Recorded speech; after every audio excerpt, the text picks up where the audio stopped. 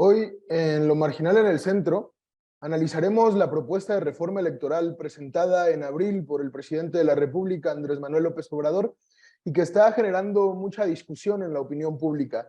El día de hoy discutiremos las consecuencias de dicha propuesta y para ello nos acompaña María Marván Laborde. Ella es doctora en Sociología por la New School for Social Research de Nueva York, es exconsejera del Instituto Federal Electoral, investigadora del Sistema Nacional de Investigadores de México, especialista en instituciones, representación política y democracia. Hola María, muchas gracias por haber accedido a venir a Lo Marginal en el Centro. Muchísimas gracias por la invitación, Aquiles. Un placer estar aquí y un placer compartir la mesa con Leonardo Valdés y con Maribel Rodríguez. Qué gusto. Bienvenida. También viene, como lo anunciaba María, a Lo Marginal en el Centro, Leonardo Valdés Zurita. Él es doctor en Ciencia Social por el Colegio de México, ex consejero del IFE e investigador del SNI, especialista en partidos políticos y sistema de partidos. Hola Leonardo, gracias por acceder. Bienvenido a Lo Marginal en el Centro. Gracias a ustedes, Aquiles, por la invitación y un saludo muy afectuoso a mis colegas María Marván y a Maribel Rodríguez. Qué gusto estar con ustedes. Como anunciaba también el doctor Leonardo, vuelve Maribel Rodríguez. Ella es abogada por la Escuela Libre de Derecho, maestra en Derecho Constitucional, especialista en amparo por la Universidad Panamericana. Hola Maribel, gracias por volver a Lo Marginal en el Centro. Ya te extrañábamos. Buenas tardes, Aquiles. Desde luego, gracias por la invitación. Un saludo a tu auditorio y pues un gusto compartir este panel con tan distinguidas personalidades, desde luego. Quería ya comenzar sin más dilación, entendiendo que el tema que nos trae hoy a discusión es extenso y que se puede discutir desde distintas aristas. Quería comenzar preguntándote, María, ¿de qué trata esta reforma electoral? ¿En qué grado modifica el órgano electoral actual? A ver, es un cambio radical. De hecho, acaba, digamos, con el órgano actual, lo desaparece y crea uno nuevo. ¿Cuál es la diferencia, digamos, más importante en el nuevo órgano que se está proponiendo? Yo diría que son dos. La forma de selección de los consejeros electorales, también el número se reduce de 11 a 7, pero finalmente es un cambio cuantitativo, no cualitativo, pero la forma de selección es muy importante, porque en lugar de hacer un proceso de selección en el que participan todas las fuerzas políticas, lo que se pretende es hacer un proceso de elección popular. Dejemos aparte lo que eso va a costar, es decir, no va a haber el presunto ahorro que se está planteando, en donde 10 candidatos van a ser propuestos por la presidencia, 10 candidatos por el poder judicial y 10 por el poder legislativo. Dada la correlación actual de fuerzas, podemos pensar que la mayoría de los candidatos van a ser afines al presidente y por tanto el organismo van a ser capturado. No existe ningún país en el mundo en el que las autoridades electorales sean elegidas por voto universal y secreto, y esto no es falta de democracia. Esto es, la propuesta es un despropósito, porque los consejeros electorales, o como se llamen en cualquier otro lado, no tienen funciones representativas. Entonces, creo que esto es muy importante. El otro cambio importante es la desaparición de todos los organismos locales y la concentración en este nuevo organismo, INEC, Instituto Nacional Electoral y de Consultas, que se encargaría tanto de las elecciones locales como de las elecciones federales. Creo que esos son los cambios más importantes en términos de la organización del instituto. Ya después veremos, también hay cambios importantes en la representación y otro tipo de cuestiones, pero creo que en términos de organización del instituto, que fue su pregunta, Aquiles, eso es lo que yo destacaría. También quería preguntar, un poco siguiendo esta misma línea, Leonardo, quería preguntarte cuáles son los puntos más importantes que resaltarías de esta reforma electoral, pero también quería preguntarte si esta reforma debilita al órgano electoral. Yo coincido básicamente con lo que dice María, tiene toda la razón. No se trata solo de cambios a la autoridad electoral, se trata de demoler lo que hemos construido para sobre sus ruinas construir algo nuevo. Pero yo quiero subrayar dos cosas. Además de que cambia la conformación del Consejo General, y eso hay que analizarlo con mucho cuidado, desaparece el servicio profesional electoral, garantía de organización objetiva, imparcial de los procesos electorales. Aparecen los públicos locales que son ahora también sus funcionarios miembros de un servicio nacional electoral, de un servicio civil de carrera, que permanentemente están siendo capacitados, que son evaluados por su imparcialidad, y esa desaparición de la estructura en las entidades de la República nos lleva a una circunstancia muy compleja. Es una circunstancia INE o INEC, como se llama en la iniciativa, se encargará de las elecciones federales y de las elecciones locales. Y por cambios constitucionales, cada vez tenemos más elecciones locales coincidentes con la elección federal. Por eso se dijo que 2018 era la elección más grande de nuestra historia, 2021 superó esa marca y 2024 también va a superar esa marca. Va a ser la elección en la que más puestos de elección estarán en juego. Agrego dos elementos a la reflexión de María. ¿Sí? Las consejeras y consejeros del Consejo General del INEC no tendrán reelección. No se van a elegir por parcialidades de manera escalonada, como ya lo hicimos, como ya lo hemos hecho, con la idea de conservar la experiencia y que llegue nuevas ideas, nuevas propuestas al órgano superior de dirección. Acá es una elección por 6 años sin reelección. Y su primer reto, o sea, su novatada, es organizar la elección presidencial y todas las coincidentes. Y además hacerlo sin servicio profesional de carrera, con un personal contratado temporalmente solamente para esa elección. A mí me parece que es un paso de 180 grados atrás a la construcción democrática que hemos hecho en este país, y creo que el país, sinceramente, no se lo merece. Sí, contrariamente, digamos, a las opiniones vertidas aquí, el presidente Andrés Manuel López Obrador ha dedicado mucho tiempo en sus espacios informativos a decir que el Instituto Nacional Electoral como organismo, y en específico Lorenzo Córdoba, son árbitros imparciales, que son piezas clave de un bloque conservador antidemocrático que busca impedir la democracia.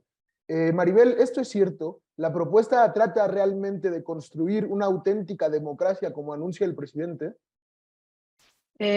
Sí, Aquiles, pues mira, desde luego creo que con lo que han opinado aquí los panelistas, pues y lo que además se comenta y se ha dicho respecto de esta reforma electoral, es evidente que no se busca eso. La reforma no busca fortalecer, digamos, lo que sí hemos logrado con tantos años de desarrollo en nuestro sistema electoral, en principio porque yo coincido en que lo que se busca pues es demoler al Instituto Nacional Electoral. Se le quiere privar absolutamente de la característica que lo hace ser, que es la autonomía.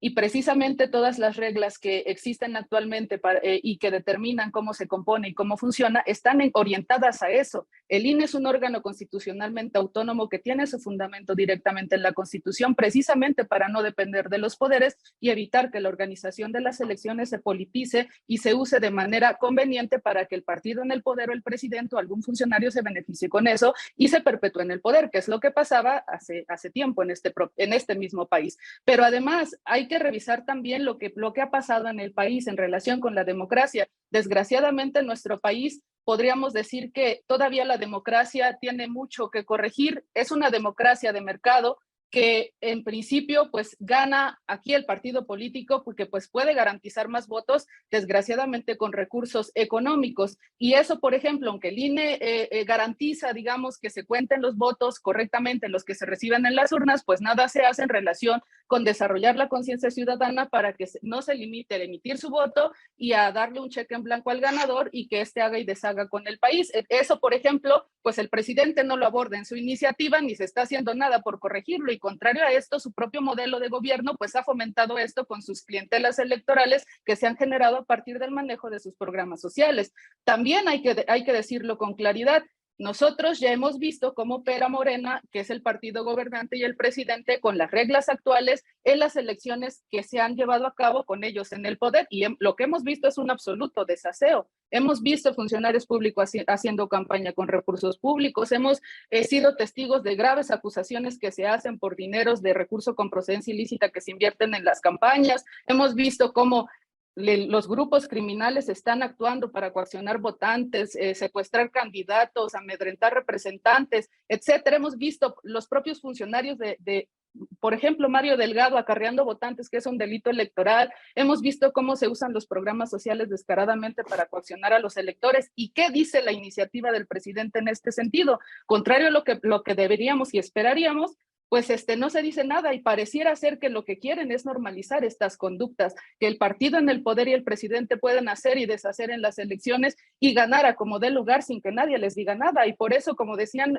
aquí los panelistas, pues es que lo que se quiere es tener un árbitro electoral a modo, pero también un tribunal electoral a modo, que no les pueda reclamar y no los pueda sancionar y se puedan imponer a como dé lugar para ganar una elección. Ahora, yo también quiero abordar este otro punto.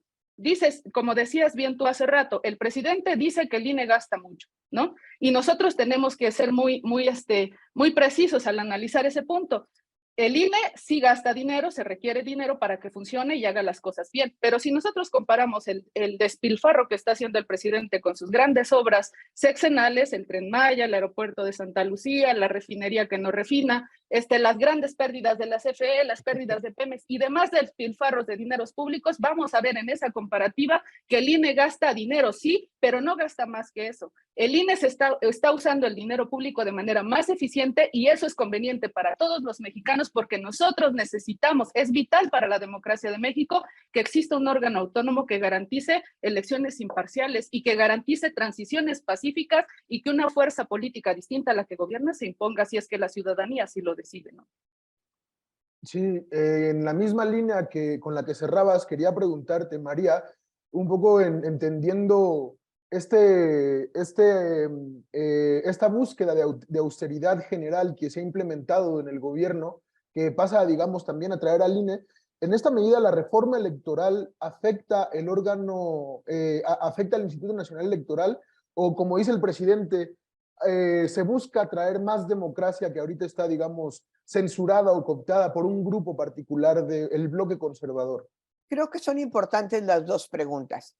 Primero, es cierto lo que dices, Aquiles, el presidente siempre ha dicho que este no es un órgano imparcial, que Lorenzo Córdoba no es un presidente imparcial y que ha favorecido a sus preferidos. No hay una sola evidencia empírica sobre la cual sostener esa afirmación. En México, hoy día, todos los partidos ganan y pierden elecciones. Los votos se cuentan y el que no tiene la mayoría se va a su casa, hasta ahora pacíficamente, y el que obtiene la mayoría entra al poder. Entonces, no hay una evidencia empírica. De hecho, en una misma elección, pensando en la elección del 21, en la elección del 18, unos partidos ganaron y otros perdieron. Ciertamente en 18 arrasó el partido Morena, obtuvo unas mayorías que no veíamos desde 1997, pero las arrasó porque así votó la población, no porque el árbitro hubiese hecho algo para que le fuera lo mejor posible. Entonces, resulta absurdo que el que ganó y ganó con esos márgenes diga que la autoridad no trabajó de manera imparcial. Lo segundo, remarqué en mi primera intervención lo costoso que sería elegir a los consejeros electorales a través del voto universal y secreto. Además, por supuesto, de lo costoso en términos democráticos. Pero hablemos de pesos y centavos que tanto le gusta al presidente.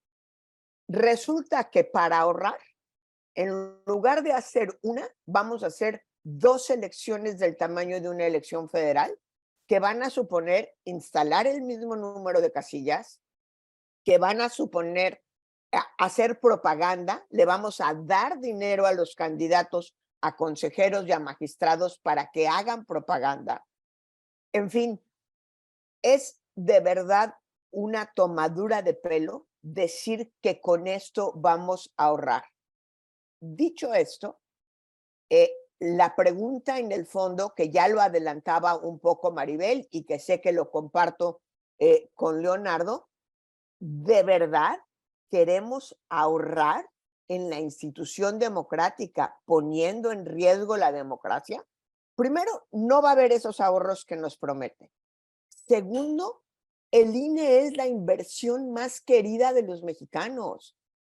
El INE, ¿hay que ponerle dinero? Sí, sí hay que ponerle dinero, pero es un dinero que estamos invirtiendo en nuestra democracia, incluido el financiamiento público de los partidos. Creo que sí hay que ser muy cuidadosos. Además, cuando decimos el INE es la institución electoral más cara del mundo, pues, entre otras cosas porque es, no sé si la única, aquí me va a ganar Leonardo porque él siempre tiene datos muy precisos, pero tiene la obligación registral del país, es la única organización que nos da identidad, y darle identidad a las y los mexicanos también cuesta y también es una inversión. Yo no quiero que dejemos de tener una credencial de elector gratuita. Yo no quiero que dejemos de tener una credencial de elector segura.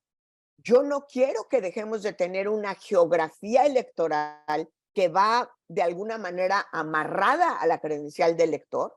Es decir, el INE sabe dónde vivo, en qué distrito voto, en qué casilla voto, y saber eso cuesta, pero es la inversión democrática que necesitamos para poder construir a partir de ahí el único sistema político que por la vía pacífica garantiza la renovación en el poder con una participación plural.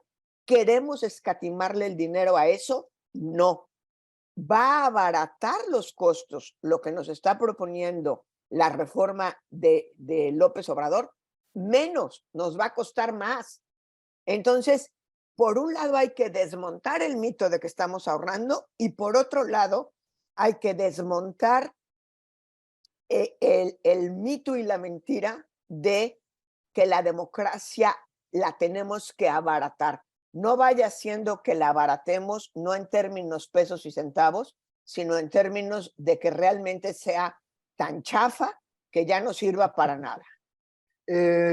Sobre esta última cuestión también, y qué bueno que hablamos sobre este punto, quería preguntarte, Leonardo, un poco esta utilidad que el presidente ha hecho, por ejemplo, de las encuestas que se publicaron recientemente, donde tenía una amplia aprobación algunos de los elementos de esta reforma.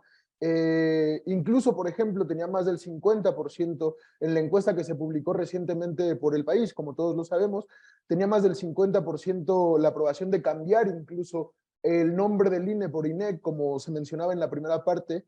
¿Qué busca el gobierno con esta intención de instaurar en el discurso público la idea de que es necesaria la reforma electoral, toda vez que también tenemos conciencia de que es casi imposible que esta reforma pase en los distintos órganos democráticos de nuestro país. ¿Cuál es la intención de fondo que el gobierno pone sobre la mesa? No sé claramente cuál sea la intención, porque yo no tengo comunicación ni con el presidente ni con su círculo estrecho, pero creo que sí, haciendo análisis político de lo que está sucediendo, se puede ver que pues es una gran trampa. Es una trampa esto de que la mayoría de los ciudadanos quieren que se lleve a cabo la reforma electoral. Se está usando tramposamente una encuesta que hizo el INE, que es una encuesta para medir su capacidad de comunicación social.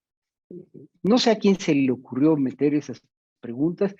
Es una encuesta que tiene sentido en términos de medir la capacidad de comunicación social del instituto. Por cierto, cuando María y yo estábamos en el IFE, no hacíamos ese tipo de encuestas, a lo mejor por eso teníamos mala comunicación social. Ha mejorado mucho a partir de que en el INE hacen esas encuestas y ahora creo que cometieron un error en poner esas preguntas que referían a algunos elementos de la reforma. Pero hay otras encuestas. En los mismos días, semanas, 26 de octubre pasado, El Financiero, una encuesta bien hecha, profesional, con un especialista en encuestas como Alejandro Moreno, una que fue helado, 65 estados, cobertura nacional, etcétera, etcétera, piensa que no es necesario cambiar al INE. 68% aprueban su desempeño. Pero lo más interesante es que también, como es una cosa profesional,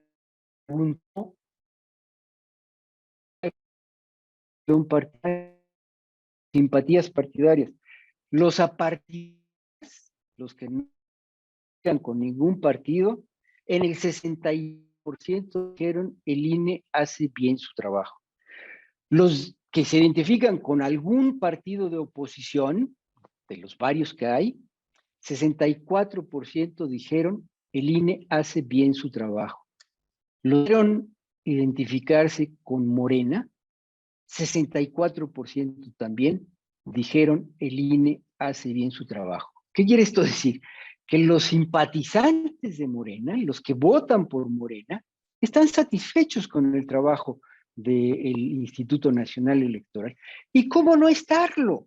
Si durante el periodo de desarrollo de esa institución, o sea, después de la reforma de 2014, Morena obtuvo su registro, fue a la primera elección que participó en 2021, perdón, en 2015 y no le fue mal, refrendó su registro.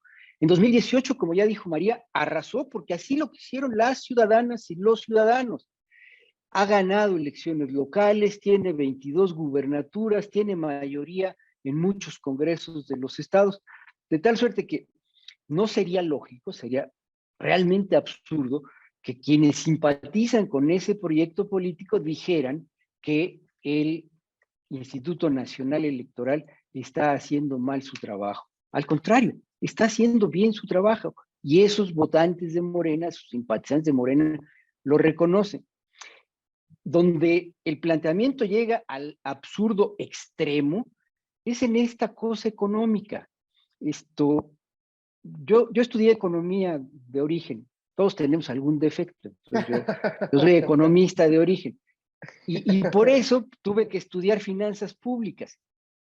Y bueno, pues entendí que cada vez que en un país se aprueba primero la ley de ingresos, se sabe cuánto le va a entrar de dinero al gobierno y después se aprueba el presupuesto. Y normalmente en los países con un desarrollo menor hay un déficit porque hay más compromisos de gasto que los recursos que se pueden obtener vía impuestos, aprovechamientos y otras ingresos que tienen los gobiernos. Entonces, por ley, se calcula el déficit fiscal del año, que es la diferencia entre lo que va a entrar por ley de ingresos y lo que se va a gastar por presupuesto.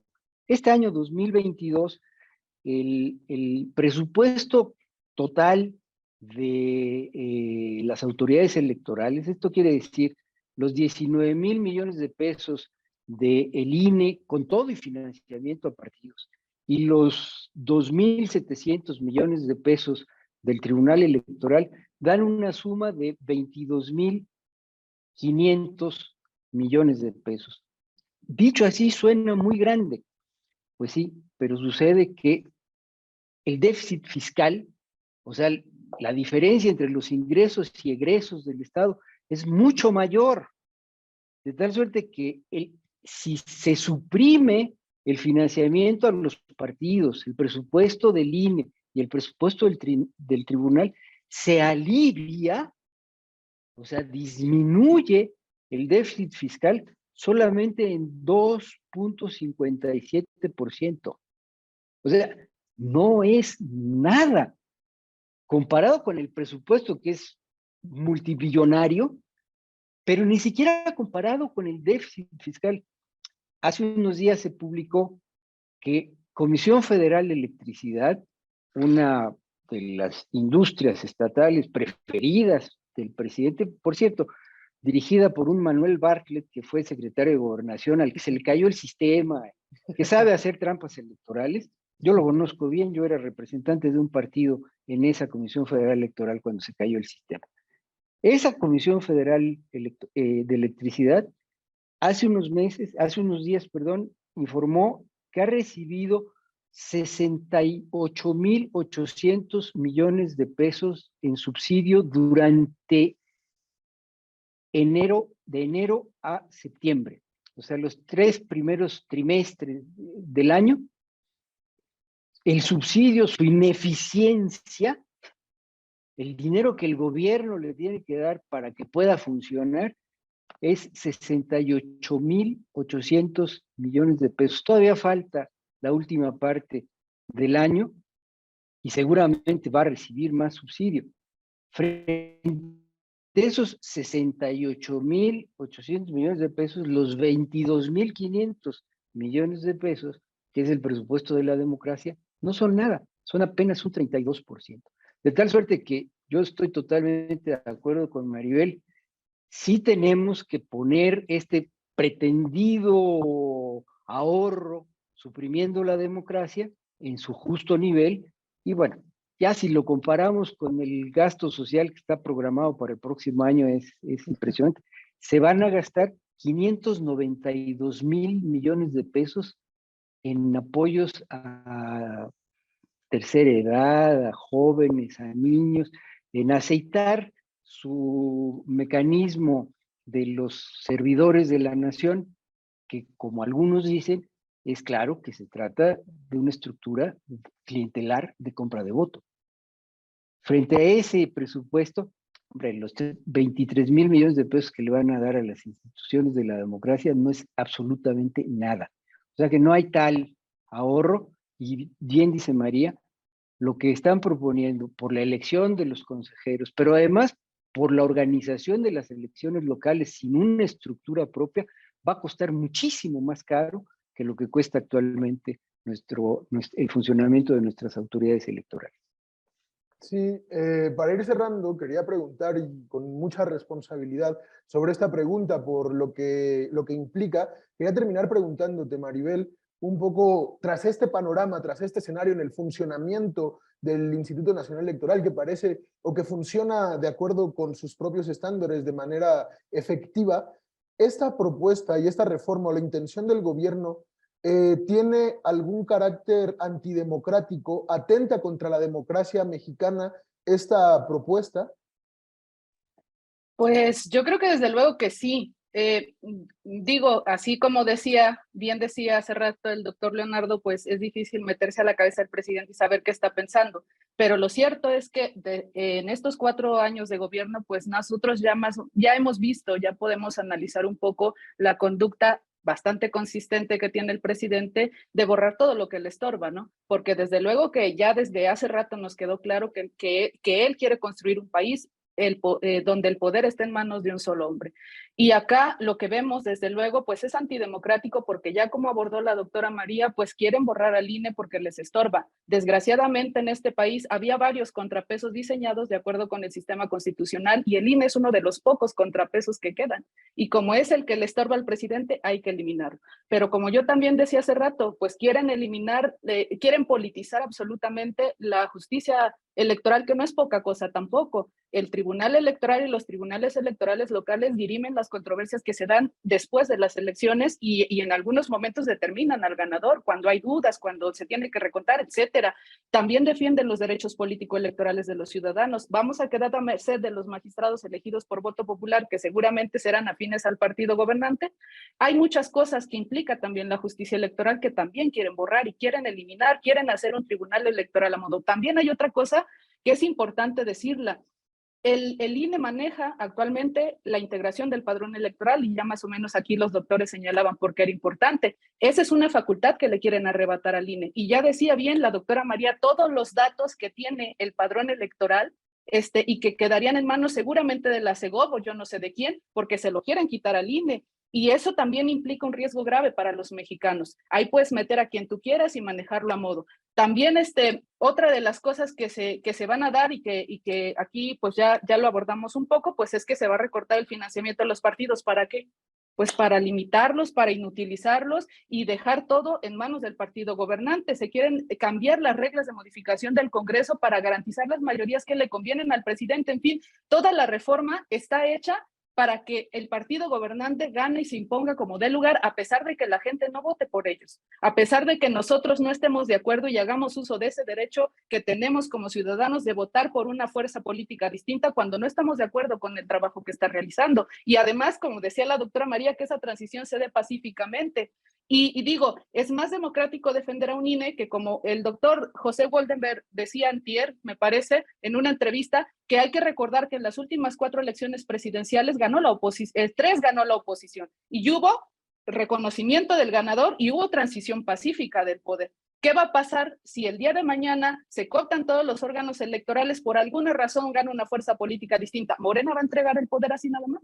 Con todo el sistema electoral a su disposición. A mí me parece que eso es lo más antidemocrático que puede haber. Y yo, para terminar un poco, ya no abusar del tiempo, quiero señalar que pues yo sí quiero decir a la gente que alcance a escuchar este programa, que un poco se ha informado de lo que implica la reforma electoral del presidente, que este debate en torno al INE y en torno a todos los cambios que quiere hacer el presidente con la reforma electoral no debe quedarse en los paneles de análisis entre la gente especialista y el partido del presidente, los que defienden la reforma. El tema de la reforma electoral es una cuestión de vida o muerte para el país y a toda la gente le tiene que interesar y enterarse de lo que está pasando, no creer en los argumentos tramposos que el presidente y su partido vierten para convencer a la gente de que lo que están planteando es justo y es necesario, sino más bien informarse y saber lo que implica y lo que estamos a punto de perder, ¿no? Si esta reforma electoral se aprueba. Y yo finalmente diría es que nosotros tenemos, todos los mexicanos, ahora sí diré el pueblo de México, pero no ese pueblo tramposo que tiene el presidente en su cabeza y que él limita a la gente que lo apoya electoralmente hablando, sino todos los mexicanos tenemos que saber que esta decisión no la podemos dejar en manos de las fuerzas políticas que tienen representación en el Congreso. Tenemos que ver si finalmente deciden apoyar o no apoyar la reforma electoral. Nosotros tenemos que tomar la solución en nuestras manos, inconformarnos e impedir, digamos, que este abuso absoluto de poder se consume para poder llevar al país a una dictadura completa. Porque pues ciertamente ahorita no tenemos un dictador en toda forma, pero lo cierto es que todo lo que ha pasado en estos 4 años de gobierno, todos los cambios a favor, digamos, del presidente y su partido, pues nos llegan directito allá, ¿no? Y una de las pocas, digamos, cosas que nos pueden salvar, pues está a punto de caer, ¿no? Entonces, los ciudadanos tenemos que tomar, pues, es la defensa del INE y de nuestro sistema electoral en nuestras manos, para poder evitar que un atropello así se consume. Es todo lo que yo podría decir. Sí, pues lamentablemente por falta de tiempo tenemos que terminar con el programa en este momento, pero sí es importante, quería recalcar que necesitamos en México una salud democrática que nos permita, como decía María Marván al principio, resolver el conflicto pacíficamente, resolver los conflictos y las transiciones pacíficamente. Muchas gracias, María, por haber asistido. Muchas gracias, Leonardo. Muchas gracias, Maribel. Gracias a todos los que nos ven en Lo Marginal en el Centro. Nos vemos en próximas emisiones.